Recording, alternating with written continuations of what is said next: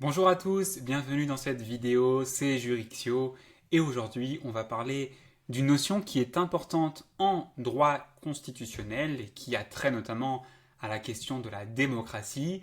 On va parler ensemble du suffrage. Alors, le suffrage, qu'est-ce que c'est? Le suffrage concrètement c'est l'idée de vote, c'est l'idée d'élire quelqu'un, l'idée de voter pour quelque chose, l'idée d'élire quelqu'un. Et en fonction de l'époque, de l'histoire, en fonction des pays, ce n'est pas toujours le même type de suffrage qui est utilisé. Et concernant le suffrage, il y a donc deux distinctions très importantes à faire. Tout d'abord, la distinction entre le suffrage restreint et le suffrage universel. Ensuite, la distinction importante aussi entre le suffrage direct et le suffrage indirect. Alors, première distinction qu'il faut mentionner, la distinction entre le suffrage restreint et le suffrage universel. Le suffrage restreint, comme son nom l'indique, c'est le suffrage pour lequel les électeurs vont être sélectionnés en fonction de différents critères. On va restreindre le suffrage. Donc on va sélectionner les électeurs en fonction de différents critères. Alors ça peut être des critères liés à la fortune, à la richesse, mais aussi au niveau d'instruction, etc. Et l'exemple classique de suffrage restreint, c'est le suffrage censitaire qui a notamment été utilisé dans la Constitution de 1791. Le suffrage censitaire, en fait, concrètement, qu'est-ce que c'était? Dans ce système, on réservait le droit de vote à ceux qui ont un certain niveau de fortune. En fait, on réservait le droit de vote à ceux qui payaient un impôt électoral qu'on appelait le cens électoral. C'est-à-dire ceux qui payaient un certain impôt au-delà d'un certain seuil, et cet impôt, ça s'appelait le cens électoral. Et donc, le droit de vote était réservé à ces personnes qui avaient donc ce certain niveau de fortune.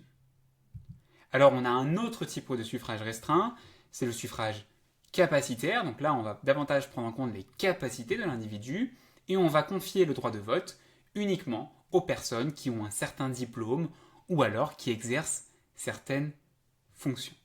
Donc suffrage restreint, ça veut dire qu'on va sélectionner les électeurs en fonction de différents critères. On va restreindre le suffrage. À l'opposé, nous avons le suffrage universel. Juste avant de parler du suffrage universel, si vous voulez apprendre et ou réviser efficacement votre cours de droit constitutionnel, n'oubliez pas, vous avez mon pack intégral de 30 fiches de droit constit, je vous mets le lien en description. Donc, on a parlé du suffrage restreint, où on va sélectionner les électeurs en fonction d'un certain critère. Alors, à l'opposé, on a le suffrage universel, où ici, le suffrage, le droit de vote concrètement, appartient à tous les citoyens. Il appartient à tous les citoyens sous certaines conditions minimales, par exemple la majorité ou la nationalité. Et en France, ce qu'il faut savoir, c'est que le suffrage universel date de 1848, la même année que l'abolition de l'esclavage. À l'époque, il faut quand même préciser que c'était un suffrage universel masculin, puisque les femmes ont eu leur droit de vote en 1944.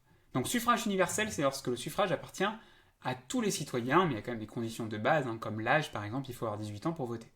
Aujourd'hui en France, le suffrage est universel, bien évidemment, et donc ça veut dire que les Français, par exemple pour l'élection présidentielle, peuvent voter. Simplement, il faut avoir 18 ans. Les conditions minimales d'âge. Donc ça, c'est la distinction entre suffrage universel et suffrage restreint. Maintenant, deuxième distinction qu'il faut évoquer dans cette vidéo, la distinction qui oppose le suffrage direct au suffrage indirect.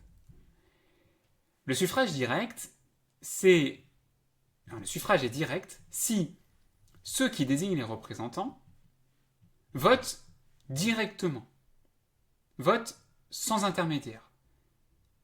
Concrètement, si les électeurs votent directement. C'est le cas par exemple des élections législatives en France ou des élections présidentielles. C'est-à-dire vous, quand vous allez voter pour les élections présidentielles, vous allez élire directement le représentant. D'accord? À l'opposé, on a le suffrage indirect. Le suffrage indirect, c'est lorsque le suffrage se déroule en plusieurs étapes. Dans un premier temps, les citoyens, le peuple, ceux qui votent, désignent des représentants. Dans un premier temps, donc, ils désignent des représentants. Donc, on va avoir un collège d'électeurs qui va être créé. Ces représentants vont former un collège d'électeurs intermédiaires. Et ces électeurs intermédiaires, ce collège d'électeurs, va ensuite désigner les véritables représentants. Donc c'est pour ça qu'on peut dire que ça se déroule en 2 temps. Okay, le peuple désigne des représentants avec ce collège d'électeurs, et enfin ce collège d'électeurs désigne les véritables représentants.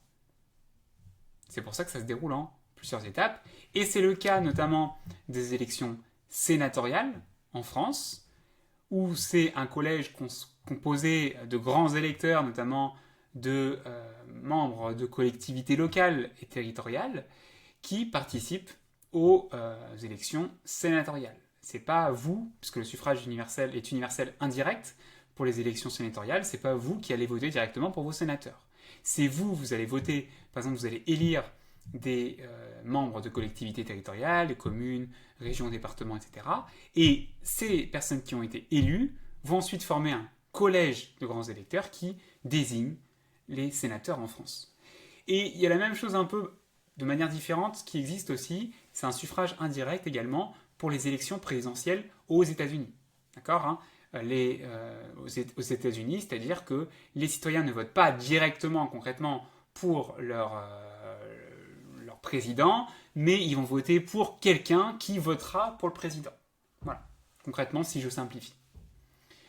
J'en ai terminé avec cette vidéo sur le suffrage. Si elle vous a été utile et surtout si elle vous a permis de mieux comprendre cette notion qui est un peu complexe du droit constit, n'hésitez pas à liker, ça permet à ma vidéo d'être mieux référencée et surtout ça permet à ma vidéo d'être connue, à mon travail d'être connu auprès d'autres étudiants potentiellement. Donc n'hésitez pas à liker et puis également n'oubliez pas de vous abonner pour être informé des prochaines vidéos. Je vous souhaite une très belle journée, soirée, matinée. À la prochaine.